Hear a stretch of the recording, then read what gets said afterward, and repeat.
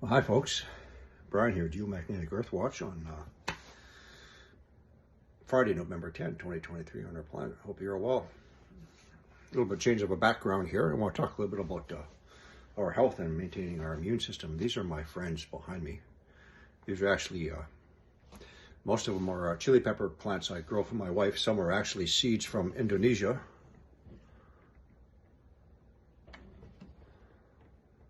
So here in Western Canada, it's quite cold. Chili pepper plants don't necessarily like hot weather. So I do this every year. I start in the wintertime. Anyway, I want to talk a little bit about keeping our immune system topped off.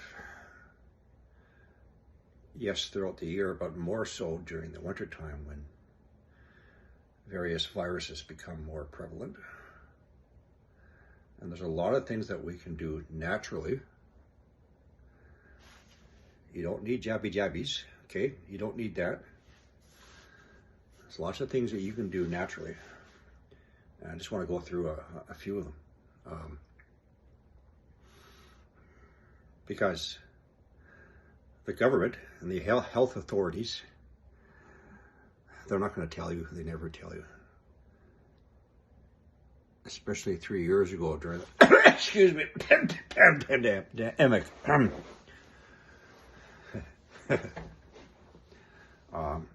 So perhaps more than anything else, maintaining your vitamin C in your body, because your body does not produce and store vitamin C. So you have to give vitamin C on a daily basis through a number of ways. So I just want to go through a short list. What I do. First, citrus fruits. Obviously through orange juice. I use orange juice when I mix my my smoothies on a daily basis. I try and do it twice a day. The next vegetables, the most supercharged vegetable with vitamins and minerals is broccoli. There's others if you don't like broccoli, but broccoli is in the top of the list there. There's also one thing to keep in mind when you're cooking your vegetables. The longer you cook the vegetables, the more nutrients you're wasting away. You do not want to cook them too long. This also applies to blanching. Blanching, which means a very brief boil before you flash freeze and put them in the freezer. You don't want to cook away your nutrients. Next is garlic and ginger, which also helps to reduce inflammation and sore throats. Now, obviously, you don't have to eat it pure. Ginger, you can put it in with your teas. A good home remedy for your sore throats, for example, could be ginger, pure honey, and squeeze some lemons in a cup of hot water. Put it in a cup of tea. The next vegetable is spinach. Lots of spinach. Spinach is packed with vitamin C and numerous antioxidants and beta carotene to increase the infection fighting ability and keep our immune system boosted up. Now, unfortunately, with spinach, you need a lot of spinach plants, man. If you're growing your own. So another one is Swiss chard, which has the same properties as spinach, but the Swiss chard leaf is much, much larger, and it's also cold tolerant, as well as spinach. So there's a group of maybe 10 vegetables that you can grow in the wintertime that does not like the heat and does better growing under cooler temperatures. Next, turmeric. Turmeric is anti-inflammatory, or has anti-inflammatory properties. Then there's a green tea, which is also an antioxidant. So there's anti-inflammatory, there's antioxidant, there's immune boosting properties in a lot of these foods and drinks. that you want to try and take up on a daily basis. Now, there's a whole long list of others, such as, you'll find a common list on the internet, but there's a lot that's not listed there. So you want to know another source of good information? Watch what the Chinese buy in the grocery stores. Go to a Chinese store. Up here in Canada, they're called T&T, and many others. They're very wise people. Red cabbage and bok choy are highly rated for boosting your immune system. Beets, anti-cancer properties. Include a couple of slices of beets in your smoothies. Any red berries. A red berry, like raspberries and strawberries, especially raspberries, has anti-inflammatory properties. Blueberries. Blueberries is an antioxidant. This is why you see smart mothers will give their kids blueberries to munch on. And smart fathers, okay, give us some credit too, all right? I'm going to talk a little bit about microgreens, but before I do,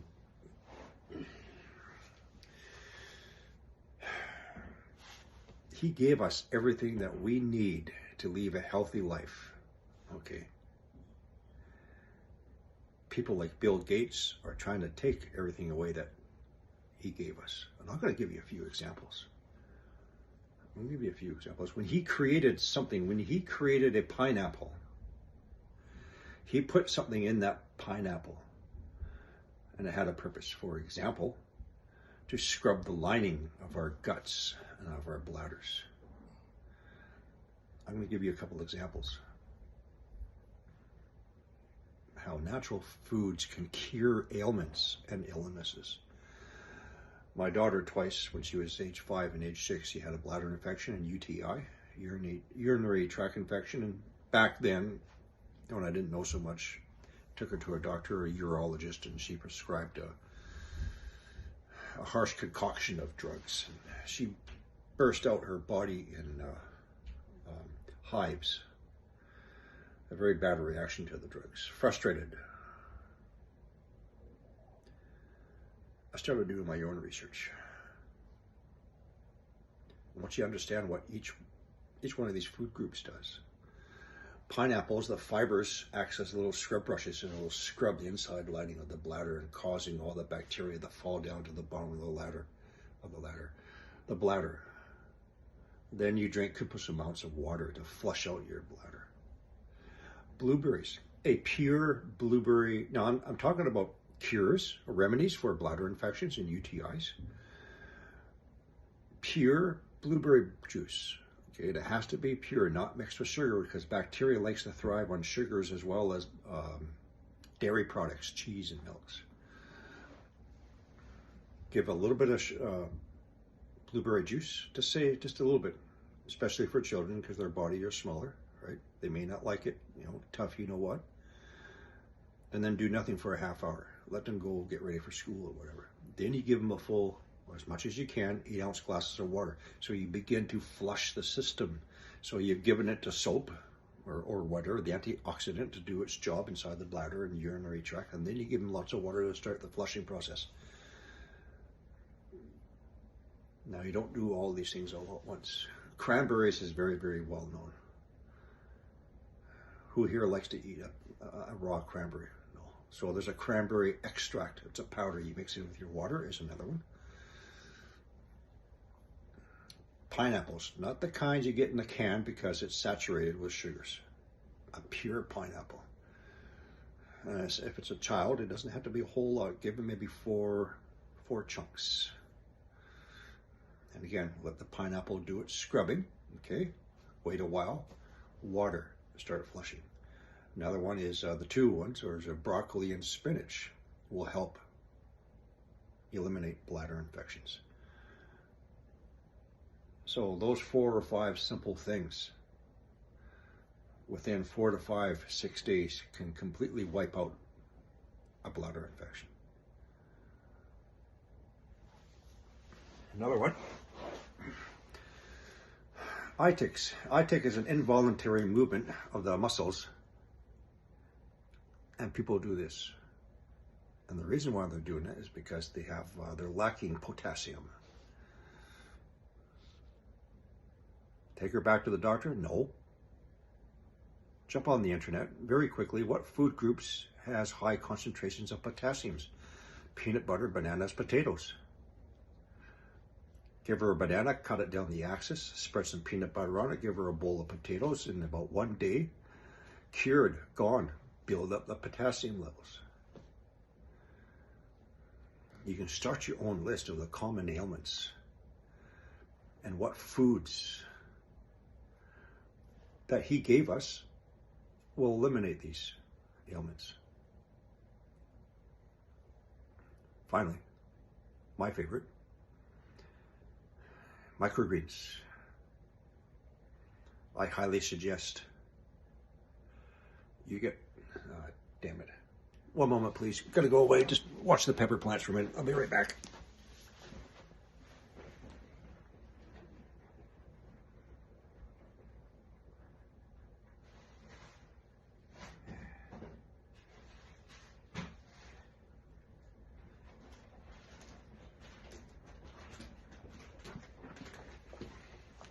Okay, microgreens. I'm a professional licensed grower.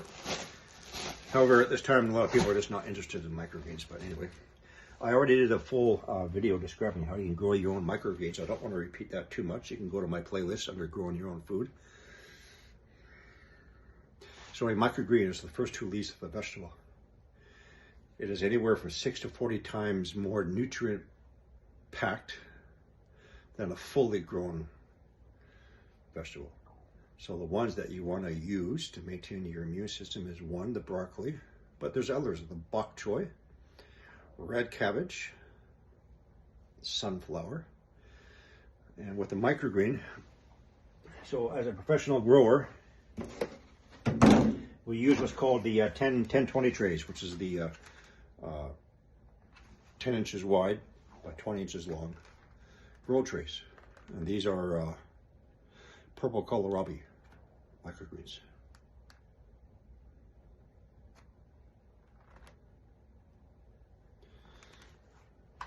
Now, microgreen only needs 3/4 of an inch of soil, proper soil, organic soil.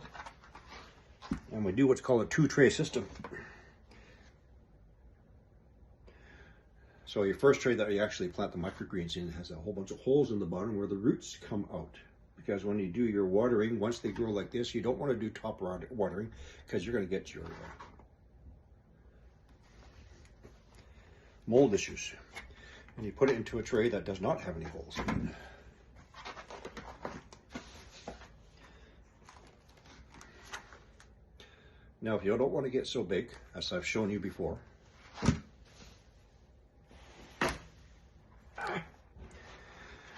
you can do in clamshell trays.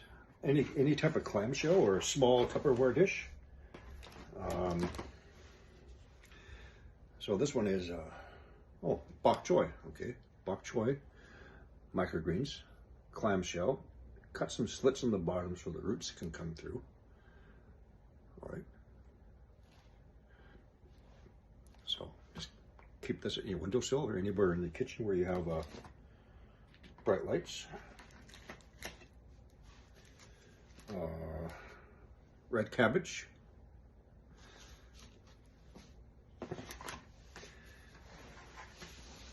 Now, as for your seeds,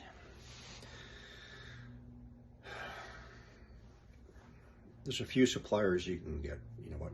Google it, depending on which country you're in. In Canada, I get mine from Mom's Sprouting in Saskatchewan. The United States is, I believe it's True Leaf Market. You can get them in various sizes. So this is a 1 kilogram bag. This will grow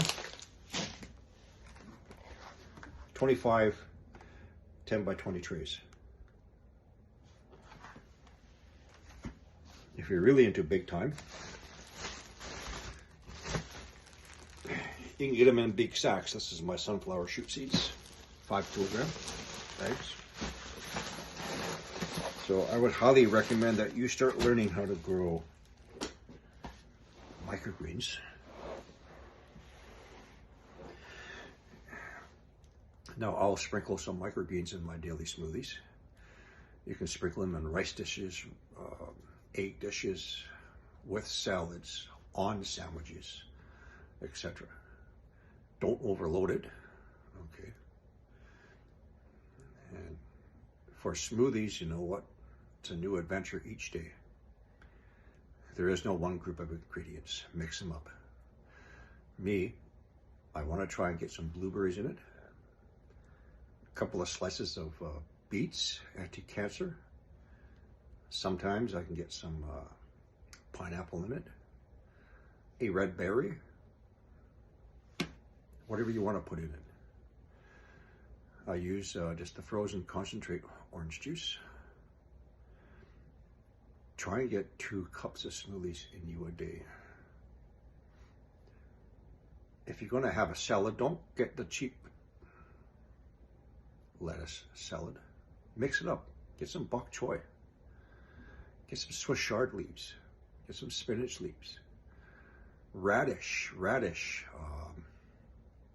Anti-diabetes. Helps to prevent you from getting diabetes, type 2 diabetes. And I think that's about it. I just want to have a little talk about what you can do to boost your immune system. Get it topped off. Keep it topped off. And again, this is something that no government or health official is going to tell you what you can do. All right. Me, what I can't grow, I'll go down the road to one of the local farmers or orchards or whatever, and I'll buy as much as I can. I'll blanch, and then I'll flash freeze. I'll slice it up, and in the freezer it goes. That's for my smoothies. And I try and keep a year's worth of everything. Blueberries, for example. Blueberries come in the harvest in the summer, late summer. Man, I buy boxes of them. I'll rinse them, spread them out on a cookie sheet on top of some wax paper, put them in the freezer to freeze individually, then I'll put them in the vacuum sealed bag. Same thing with your strawberries, anything, carrots. Right. So that's about it. Check your lists, right? If you have an ailment, there are so many natural remedies that you can do. And we hardly get things like the flu and the cold and things like that. If we have a throat irritation, right, might be outside. Again, just some hot water, a couple of teaspoons of honey, squeeze in some lemon, a little bit of ginger. There you go. It's a lot better than going out and buying a bottle of whatever that comes from China. Okay. That's it for until my next video tonight. 19 minutes. All right. See you later.